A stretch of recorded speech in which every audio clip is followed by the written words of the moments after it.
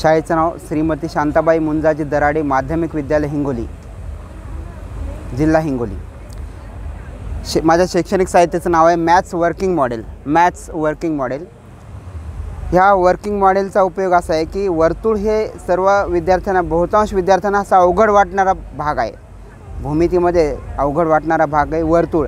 सर्वात प्रथम तर वर्तुळाच्या संकल्पना विद्यार्थ्यांना अवघड वाटतात, जसं की केंद्र, त्रिज्या, व्यास, जीवा, स्पर्शिका, छेदिका, वर्तुळखंड, वर्तुळ पाकळी, वर्तुळ कंस, केंद्रीय कोन, आंतरलिखित कोन, आंतरखंडित कंस ह्या संकल्पना विद्यार्थ्यांना अवघड वाटणार आहेत। आणि संकल्पना जर समजल्या नाही तर त्याचा परिणाम असा होतो की विद्यार्थ्यांना प्रमेय समजत नाहीत, आणि जर प्रमेय समजले नाही तर त्या प्रमेयाचा उपयोग विद्यार्थ्यांना उदाहरण सोडवताना प्रमेयाचा उपयोग करता येत नाही, आणि परिणामी एकंदरीत गणित त्यांना हा भाग गणिताचा अवघड वाटू लागतो। त्यामुळे मग त्याच्यासाठी एक मॉडेल तयार केले। या मॉडेलच्या सहाय्यानं विद्यार्थ्यांच्या वर्तुळाच्या संकल्पना तर स्पष्ट होतातच, त्याचबरोबर प्रमेयाची सिद्धता, प्रमेय सिद्ध करायचे, त्यानंतर प्रमेयाच्या संकल्पना स्पष्ट होतात आणि विद्यार्थी उदाहरणामध्ये प्रमेयाचा वापर करून उदाहरणं सोडवू शकतात आणि त्यांना गणिताची गोडी लागते, आवड निर्माण होते। आता यामध्ये विद्यार्थ्यांना असा अवघड वाटणारा भाग म्हणजे काय की सगळ्यात पहिले तर संकल्पना, वर्तुळ केंद्रापासून परिघापर्यंतचं अंतर म्हणजे त्रिज्या विद्यार्थी सांगतात, परंतु एकाच वर्तुळाला असंख्य त्रिज्या असतात हे आपल्याला ह्या मॉडेलच्या सहाय्याने दाखवून देतात। त्यानंतर जीवा, वर्तुळावरील कोणतेही दोन बिंदू जोडणारा रेषाखंड म्हणजे त्या वर्तुळाची जीवा असते, आणि एकाच वर्तुळाला असंख्य जीवा असतात।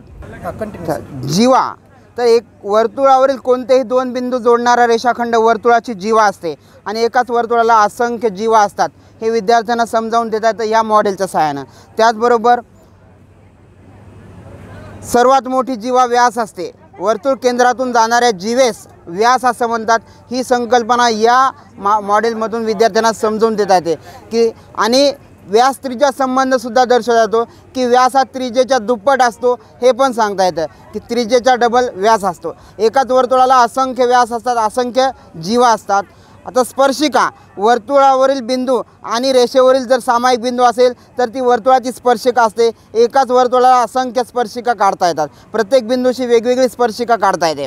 त्यानंतर छेदिका, वर्तुळावरील कोणत्याही दोन बिंदूंना छेदणारी रेषा ही म्हणजे छेदिका असते। इथे XW ही छेदिका आहे, रेषा XW छेदिका आहे, वर्तुळाला X आणि W या दोन बिंदूमध्ये छेदणारी अशा वर्तुळाला असंख्य अशा छेदिका काढता येतात। त्याचबरोबर केंद्रीय कोन, वर्तुळाचा कोनाचा शिरोबिंदू हा वर्तुळाचा केंद्रबिंदू असेल तर त्या कोनाला केंद्रीय कोन असं म्हणतात। आता हा शिरोबिंदू XPW या कोनाचा शिरोबिंदू P हाच वर्तुळाचा केंद्रबिंदू आहे, म्हणून कोन XPW हा केंद्रीय कोन आहे। तर केंद्रीय कोनाशी संबंधित केंद्रीय गुणधर्म आहे केंद्रीय कोनाचे माप हे त्याच्या आंतरखंडित कंसाचे माप सारखंच असतं। तर हा XDW ह्या कंसाचं माप आणि XPW ह्या कोनाचं माप सारखं असतं, हे आपल्याला या मॉडेलच्या सहाय्याने दाखवता येतं। या कोनाचं माप आहे 0 ते 90, म्हणजे या कोनाचं माप XPWचं माप 90 अंश आहे, म्हणजे कंस XDW या आंतरखंडित कंसाचं मापसुद्धा 90 आहे। आता यानंतर आपल्याला याच्यावरून आंतरलिखित कोनाचा प्रमेयसुद्धा दाखवता येतो। आंतरलिखित कोन म्हणजे हा कोन आहे XBW, हा एक कोन आंतरलिखित कोन घेतलेला आहे। असे बरेचसे आंतरलिखित कोन ह्या वर्तुळामध्ये घेता येतात। तर XBW या आंतरलिखित कोनाचं माप हे त्याने आंतरखंडित केलेल्या कंसाच्या मापाच्या निम्म असतं। आता इथं XBW हा जो कोन आहे हा आंतरलिखित कोन आहे, आणि याचा आंतरखंडित कंस XDW, आणि XDW या कंसाचं माप XPW या केंद्रीय कोना एवढं असतं। म्हणजे आंतरलिखित कोनाचे माप हे त्याने आंतरखंडित केलेल्या कंसाच्या मापाचे निम्म असतं। आता ह्या कोनाचं माप आहे 45, या कंसाचं माप दुप्पट यायला पाहिजे 90, तर हे येतं 0 ते 90 हे इथं। म्हणजेच यावरून हे स्पष्ट होतं की आंतरलिखित कोनाचे माप हे त्याने आंतरखंडित केलेल्या कंसाच्या मापाच्या निम्मे असते। आता त्याचबरोबर यामध्ये प्रमेय आपल्याला सिद्ध करता येतो की अर्धवर्तुळात आंतरलिखित कोन काटकोन असतो। हा अर्धवर्तुळ आहे DAB, आणि DCB हे दुसरं अर्धवर्तुळ आहे. आता अर्धवर्तुळात आंतरलिखित कोन काटकोन असतो, तर कोणताही जो आंतरलिखित कोन आहे तो 90चा येतो.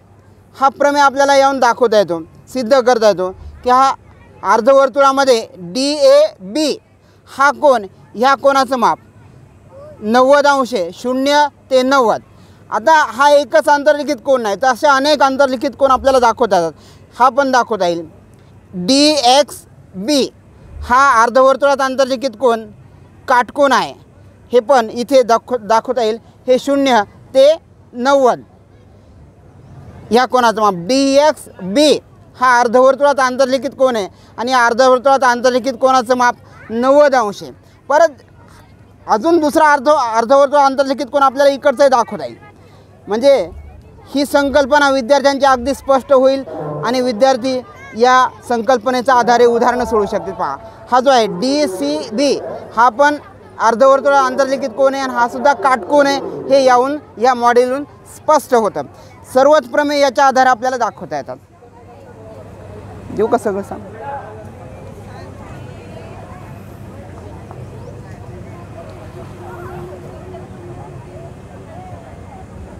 तुमचं नाव सर? राजकुमार नारायणराव बांगर, सहशिक्षक श्रीमती शांताबाई मुंजाजी दराडे, माध्यमिक विद्यालय हिंगोली.